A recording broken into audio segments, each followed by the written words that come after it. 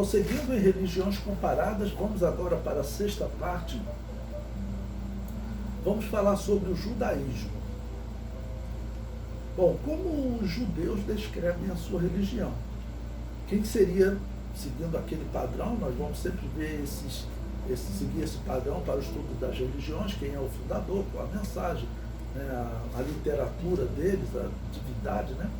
Então, quem é o fundador do judaísmo na interpretação judaica? Então, eles dizem que foi fundada pelo próprio Deus no momento da chamada de Abraão. Então, ali teria sido fundado o judaísmo. Né? Por quê? É claro que eles acreditam também que a religião, o Deus de Abraão era o mesmo Deus de Noé, o mesmo Deus de Adão. Ok? Mas o que aconteceu? A religião judaica, ela é uma religião que ela é uma resposta de Deus àquela corrupção depois do dilúvio. Porque vamos lembrar o seguinte, o dilúvio, segundo a história, ocorreu próximo do ano 2300 a.C. Cerca de 150 anos depois do dilúvio, ocorreu a Torre de Babel, ou seja, 150 anos depois do dilúvio já tinha idolatria, já tinha heresia. E pior, essa heresia, ela foi criada por um homem que saiu lá da região do Egito, um descendente de Cã, chamado Nimrod, que veio para a Mesopotâmia, onde os descendentes de Sem viviam, que eram os tementes a Deus, e ele implantou um reino ali. Tudo isso para nós entendermos o que é a religião judaica, né, na descrição bíblica e na visão judaica. Então ele veio e implantou um reino ali. Diz que o princípio do seu reino foi Babel. Tudo indica que a cidade de Babel já existia e ele dominou aquela cidade. Depois o texto diz claramente que ele fundou Nínive, mas sobre Babel é dito apenas que ele foi o princípio do seu reino. Então ali na Mesopotâmia, no meio dos descendentes de Sem, veio um descendente de Cã, lá do Egito, e implantou ali um sistema que já era um sistema idólatra. Bom, então nós estamos falando de 2200 a.C., lembrando que o dilúvio foi próximo de 2300. A Torre de Babel, a revolta de Nimrod, foi cerca de 100 anos depois do dilúvio. Tá bom? Então, 2200. Quando viveu Abraão? Abraão, por sua vez, ele foi chamado próximo do ano 2000 a.C., pela cronologia bíblica. Tá bom? Ou seja, então, a Torre de Babel ocorreu cerca de 200 anos antes de Abraão. Por que que Deus tirou Abraão lá daquela região, do meio daquele que seria o povo de Deus, que eram os semitas? Ok? Por que Deus tirou o seu povo de lá? No caso, Abraão. Porque aqueles semitas estavam corrompidos pela doutrina de Nimrod. A história mostra, Nimrod viveu próximo de 2200 a.C., a arqueologia encontra os primeiros reis, depois do dilúvio, né, que construíram algumas coisas maiores. Foi um homem chamado Nimos, que é o fundador de Nínive, ou seja, é o Nimrod da Bíblia, e rei chamado Gúdia, todos idólatras também. Ou seja, o dilúvio 2300, Torre de Babel 2200, 2100, os reis que a arqueologia encontra como o rei Gúdia era idólatra, já era politeísta, 100 anos depois de Babel. 2000 a.C., ou seja, 200 anos depois de Babel, Deus tem que tirar Abraão daquele lugar. É assim que nasce o judaísmo. É assim que Deus funda o judaísmo. Então Deus tira Abraão daquele lugar, porque até o pai de Abraão também servia a outros deuses. E, na verdade, pela descrição de Josué, diz que Abraão, naquela situação lá, servia a outros deuses também, mas Abraão, ele sempre teria feito oposição àquelas divindades. Mas o pai de Abraão, até segundo a história judaica, diz que ele vivia de produzir e vender deuses. Tá bom? Então, nesse momento que Deus tira Abraão, traz ele para onde? Para a terra de Canaã. Quem vivia em Canaã? O povo amaldiçoado, porque Noé havia amaldiçoado Cã e o seu filho Canaã. A maldição não foi só para Cã, não. Canaã, certamente, ele participou da ação errada do seu pai Cã. Então Deus tirou Abraão lá da Mesopotâmia, onde estaria o povo de Deus, que se corrompeu pela heresia de Babel, e Deus trouxe para o meio dos cananeus, para Canaã, aquele povo que era amaldiçoado. Provavelmente por quê? Então, como eles descrevem isso? Abraão, ele até estaria conseguindo manter o monoteísmo. É importante que nós lembrarmos que, segundo a cronologia bíblica, os antediluvianos viviam muito. Nesse ano 2000, quando Abraão sai lá da Mesopotâmia, Sem ainda estava vivo e Noé também ainda estava vivo, né? Então Abraão sai de lá porque ele estaria até resistindo ao politeísmo, mas talvez os seus descendentes ali não resistiriam. Mas agora, vivendo totalmente isolado, no caso agora lá em Canaã, entre cananeus, seria mais fácil eles não se misturarem. Mesmo lá em Canaã, porque, vamos dizer, era uma distância muito grande entre eles e os cananeus. E já os semitas, eles eram meio, né, seguindo a religião de Noé, que Noé ensinou, de Sem, mas também já estavam misturados com a religião de Babel. Então lá era mais complicado. Agora, mesmo em Canaã, quase que a religião morre. No pensamento judaico, a religião judaica esteve perto de morrer quando Jacó deixou que os seus filhos fizessem uma votação sobre a proposta de um rei cananeu, tá bom? De fazer uma união entre eles e, no caso principalmente, a filha de Jacó, chamada Diná. E na proposta do rei era que, assim como Diná, as outras moças do acampamento de Jacó ficassem à disposição dos rapazes ali dos cananeus, ok? E que as meninas dos cananeus, elas ficassem à disposição dos rapazes dos descendentes de Jacó. Ou seja, eles iam fazer uma mistura. Qual seria o resultado? O resultado é que esse paganismo levaria ao fim do judaísmo, que nasceu com Abraão. Então, Abraão, Isaac e Jacó. Jacó já esteve perto deles morrerem. Por quê? Porque eles aceitaram, eles disseram sim. Então Diná foi entregue, tá ok? E os moços, infelizmente, o que eles teriam feito? O culto, né, dos cananeus, todos eles envolviam relações sexuais. Muitos com mulheres e muitos também com homens, que a Bíblia chama de rapazes escandalosos. Então, se eles fossem participar daquele culto, olha, até os filhos de Diná poderiam ser sacrificados aos deuses. E eles aceitaram aquela mistura. Lembra que Deus falou para Josué que ele aceitaria as virgens, tá ok? Ele aceitaria as virgens. Então lembra-se que Deus permitiu a Josué que ele pegasse as virgens dos midianitas. Por quê? Aquelas virgens significava que elas não tinham participado de nenhum culto de Baal. Por quê? Quem participava no culto, no caso lá é citado Baal Peor, a moça que participasse daquele culto, ela perdia a virgindade. Então o critério de virgindade ali foi, essas aí nunca participaram do culto de Baal Peor, tá ok? Então a vida lá de Diná, seus filhos poderiam ser passados pelo fogo em Moloque, tá bom? E também os israelitas que fossem conviver com as moças lá, era uma união completamente estranha, né?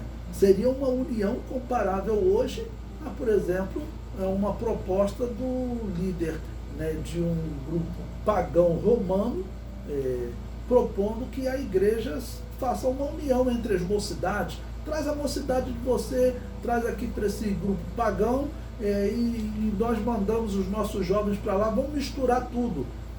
O que acabou salvando é uma questão muito delicada, mas foi lá Levi e Simeão, e acabaram eles discordando desse projeto, e foram lá e mataram todos os barões da cidade, né?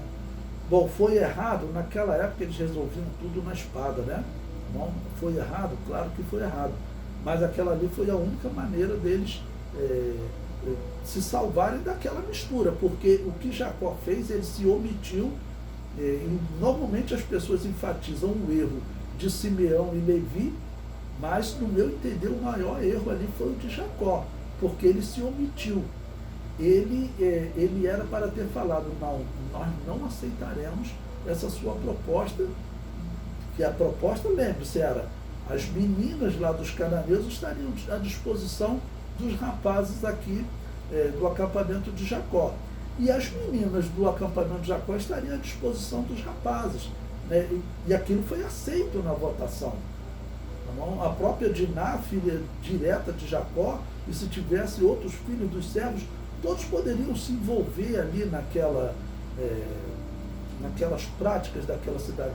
Então, claro que isso estava errado. Tá bom? Então, iria matar a religião judaica. Então, nasceu com Abraão, e aí, no caso, claro, vai prosseguir, vai para o Egito, essa religião é mantida viva, ocorre o êxodo, eles conquistam Canaã, crescem, infelizmente não vão interpretar corretamente a vinda do Messias, e estão até hoje aguardando o Messias. Esse seria um resumo, né? Então, a fundação, então, vem com Abraão. A mensagem: o Messias virá e implantará seu reino na terra.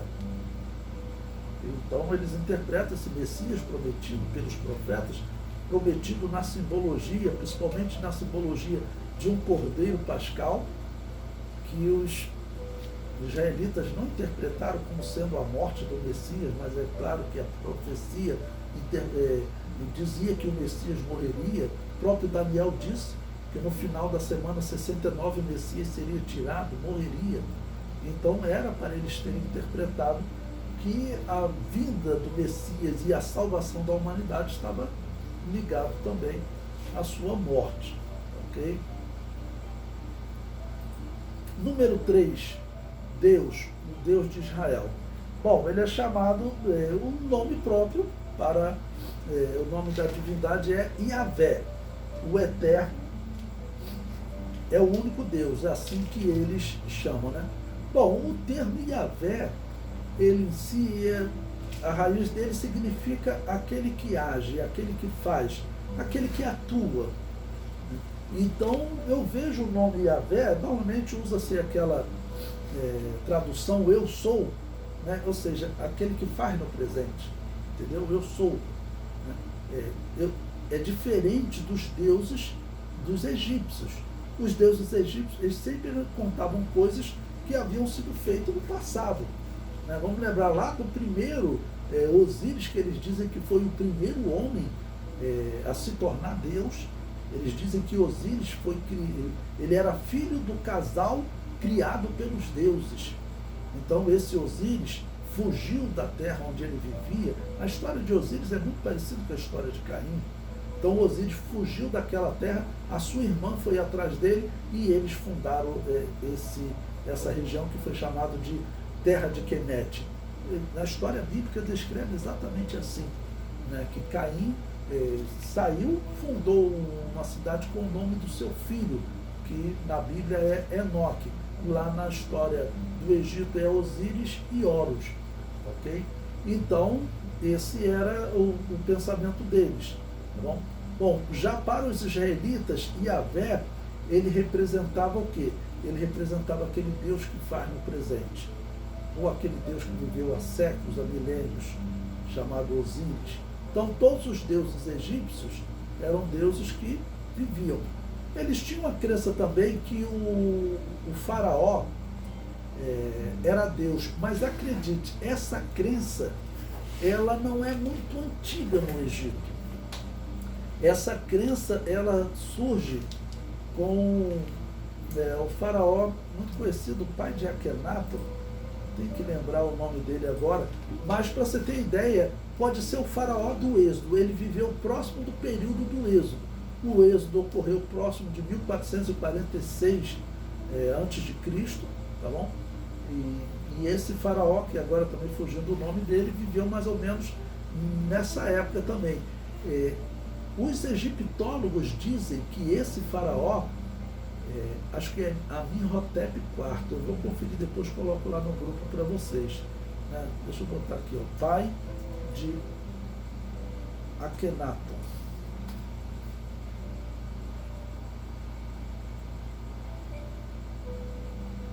É Amenófis III, pai de Akhenaton.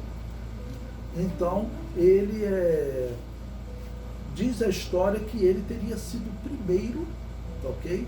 Assim, assumiu uma posição diferente de Deus entre os homens. Os egiptólogos dizem que até esse faraó, os faraós, eles se diziam beneficiados pelos deuses, escolhidos dos deuses.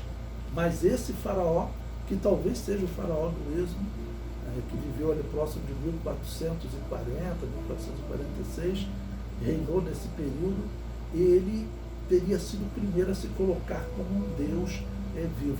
Isso foi acontecendo com alguns homens, por exemplo, no Império Romano também, nos dias de Jesus, o César, ele só era reverenciado como Deus após a sua morte.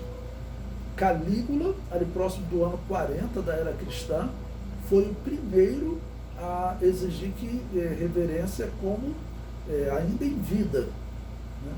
O Calígula era louco, diz que ele se vestia igual Júpiter, aí entrava no templo de Júpiter, né, o Capitólio, aí com a mesma roupa ele falava, ali está meu irmão Júpiter. Né? Ou seja, ele se dizia como Deus mesmo, eu sou irmão de Júpiter, né? Eu sou Deus vivo. Então teve alguns, né, que acabaram pregando isso. Okay? Mas todos eles, a regra qual era?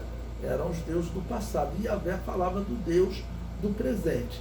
Bom, aproveitando esse ponto também, falaram uma questão importante. Surgiu entre os israelitas uma prática que algumas pessoas estão elogiando nas igrejas, que eu não considero digno de elogio, não. Na verdade, para mim é até preocupante. Qual é? Entre os judeus, principalmente entre os judeus cabalistas e judeus racidistas, que em suma são judeus espíritas, surgiu o costume deles não pronunciarem o nome Yahvé. Eles pronunciam outro nome, eles pronunciam Hashem, o nome. Ou então falam aqui em português o eterno, mas o termo Yahvé, eles falam que esse termo é impronunciável, que ninguém sabe nem como seria realmente a pronúncia original. A questão não é a pronúncia original. Nós podemos olhar hoje e nós interpretarmos, eu aqui no meu idioma, outro lá nos Estados Unidos, como seria a pronúncia, mas se dirigir à pronúncia do que seria próximo para esse nome de Deus. E a pronúncia mais próxima seria Yahvé. Agora, por que não faz sentido você abandonar esse nome? Compare com uma questão cristã. O nome de Jesus é poder. O nome de Jesus é santo. Será que eu deveria fazer como os judeus? Eu deveria, esse nome é tão santo, eu nem usar mais o nome de Jesus, mas ao mesmo tempo a Bíblia me diz que é esse nome que me dá autoridade sobre as enfermidades, até sobre os demônios, sobre tudo de mal que vier contra a minha vida. É isso que é descrito. Então, o nome Yahvé também, o nome que Deus se apresentou para Moisés, é um nome importante para Israel, e eu não acho correto, não acho bonitinho, não acho santo eles decidirem não pronunciar esse nome. Na verdade, eles estão abrindo mão do poder que há nesse nome que é Yahvé. Eu sempre que posso, no Antigo Testamento, se eu encontro no original hebraico o termo Yahvé, eu procuro pronunciar Yahvé. O nome de Deus significa o eu sou, aquele que age no presente. Ok? Bom, um ponto que eu vou inserir em todas as religiões é o ponto 4, como eles veem Jesus. Até em relação ao budismo eu vou fazer isso. Veem Jesus como um simples judeu e falso Messias. Em literaturas judaicas é chamado de transgressor da lei e um dos vários revolucionários. Para os judeus, Jesus não ressuscitou, uma vez que, segundo eles, os discípulos roubaram o corpo do túmulo enquanto os soldados dormiam. Alguns escritos o definem como mais um profeta que teria sido enviado para restaurar o judaísmo. Tem uma ramificação do judaísmo que reconhece Jesus como o Messias prometido. eles se identificam como judaísmo messiânico. Bom, esse judaísmo messiânico, eles não gostam de se chamar cristãos, né? Não gostam de dizer que fazem parte da igreja.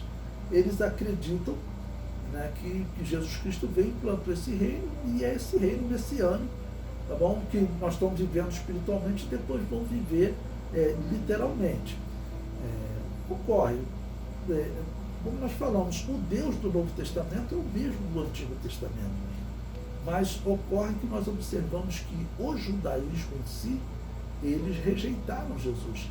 E a descrição bíblica é que Jesus realmente deu as costas temporariamente para os judeus.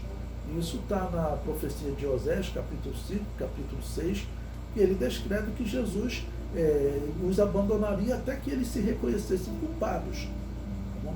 Então, pela profecia bíblica, é isso que está acontecendo, né? O judaísmo, ele foi cortado da árvore que é Deus. E o cristianismo, que somos nós, fomos enxertados ali. Então, é isso que o Novo Testamento descreve. Mas eles pensam nesse ponto diferente. Ok? Bom, número 5, meio da salvação. Obediência à lei e aos mandamentos, que, claro, vamos dizer, será a lei do Messias, né? Do reino do Messias, ok? Número 6, escrituras.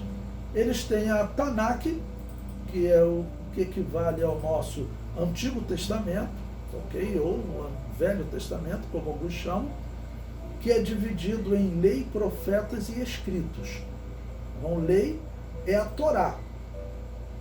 Então, a Torá é a lei, equivale ao nosso Pentateuco. Então, as escrituras judaicas do Antigo Testamento são 100% igual à nossa escritura, apenas com nomes de livros diferentes, mas a escritura é 100% igual, ok? Bom, além dessa escritura, que é a escritura principal, o nosso Antigo Testamento, eles têm também uma escritura que eles chamam de Torá oral. O que é isso? Os israelitas acreditavam que a Torá oral, que é também chamada de tradição oral, começou com Moisés e foi-lhes transmitida de geração em geração. Eles a chamam de Torá oral e acreditam que ela relata as explicações que Deus deu a Moisés para que ele entendesse a Torá escrita, ou seja, a lei escrita. Os israelitas defendiam que sem a Torá oral, eles não conseguiriam entender a Torá escrita. Mais tarde, essas tradições foram compiladas e preservadas na Midrash e depois no Talmud. Bom, o Talmud ele é escrito no Novo Testamento, né, no período, vamos dizer, da era cristã. Parece que no ano próximo, do ano 400, já foram as Midrashs sendo organizadas no Talmud. Então, é uma obra que ela traz as explicações que os rabinos, os sábios da história, tiveram sobre a Torá, sobre a lei de Moisés. Bom, o que há de perigo nisso? A princípio, nós dizemos assim, nenhuma, né? Porque, por exemplo, o livro que eu escrevo é um livro de comentários sobre a Bíblia. A Torá oral é um livro de comentários sobre a Bíblia deles, né? A Tanakh, principalmente, é a Torá, que é a lei, o Pentateuco, ok? Então, a princípio, eles fazem só um comentário sobre aquele texto.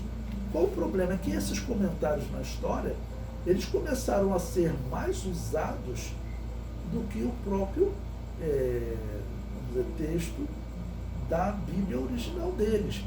E teve rabinos na história que foram rabinos muito controversos. Por exemplo, ali próximo do ano 150 da era cristã, teve um rabino chamado Simeão, ele é considerado o fundador da Cabala. Ele falou que ele recebeu a graça de Deus de aprender com os espíritos do passado. E que o espírito de ninguém mais, ninguém menos, era o espírito de Elias, do profeta Elias do Antigo Testamento. Ele teria recebido a graça de aprender com esse espírito. Então o espírito vinha e dava aula para ele sobre como interpretar a Torá. Bom, ele vai fundar um espiritismo chamado Cabala, ok? E terão outros rabinos, né, como um rabino chamado Baal Shem Tov, aí já é mais recente, próximo do ano 1800 da era cristã, 200 anos atrás. Esse rabino também disse que recebeu a graça, mas o espírito que apareceu foi o espírito do profeta Aías, que vivia nos dias de Salomão, e que esse profeta também ensinou uma série de coisas a ele, algumas heresias tais como o homem ele pode, através da contemplação da natureza, da meditação, o homem ele pode alcançar um status tão elevado a ponto dele ser reverenciado por outros homens. Opa, isso é exatamente o que vai acontecer com o anticristo. Agora, coincidência, né? Claro, é um rabino, você está falando de homens que seriam judeus. E esses judeus racidistas, ou ashkenazim, eles na verdade são pseudo-judeus. Eles não são judeus de verdade. Ou seja, nós temos aí um judaísmo espírita. Então, na história, aí principalmente dos rabinos mais antigos, se tiver uma interpretação, ok, herética, e eles consultam mais esse hoje, que é o Talmud, eles correm risco de daqui a pouco estar praticando espiritismo, algo condenado pela Tanakh, ou seja, pelo Antigo Testamento deles. Número 7 do material didático, a origem do mundo físico. Eles dizem que tudo veio à existência pela palavra de Yahvé, ou seja, o pensamento é o mesmo da igreja cristã. Número 8, vida após a morte. Acreditam no céu e no inferno. Os judeus também acreditam igual aos cristãos. As principais doutrinas, a vida do Messias, eles ainda aguardam o Messias. Segundo o que Daniel falou, na semana 69, o Messias seria morto. Okay? E esse tempo combina com o tempo que Jesus foi morto. 483 anos, né? 69 semanas, 483 anos. Então eles falam da vinda do Messias, falam do reino de Deus a ser implantado na terra, e o que acaba combinando com o Apocalipse, porque o Apocalipse descreve que Israel vai se converter e Jesus reinará sobre eles aqui na terra durante 1000 anos. Ok? E também acreditam em um juízo final. E 10, cerimônia de ingresso à circuncisão. Né? Então, aqueles que querem se tornar judeus, até hoje, faz quando criança, ok? E aqueles adultos que querem entrar para o judaísmo, eles também fazem a circuncisão. É um método. Alguns comparam a circuncisão ao batismo, mas não é a mesma coisa. A circuncisão é um pacto que ocorre só em homens, não dá para ocorrer em mulheres, aí senão o batismo teria que aplicar só em homens. Mas Calvino, por exemplo, comparava o batismo à circuncisão. Circuncisão não é o mesmo que batismo. Né? Circuncisão é um pacto entre homens, só os homens podem ser circuncidados, é claro, ok? E o batismo bíblico, como foi exigido no Novo Testamento, ele exigia confissão de fé. Então, o batismo, ele não substituiu a circuncisão. Ele não substituiu a circuncisão.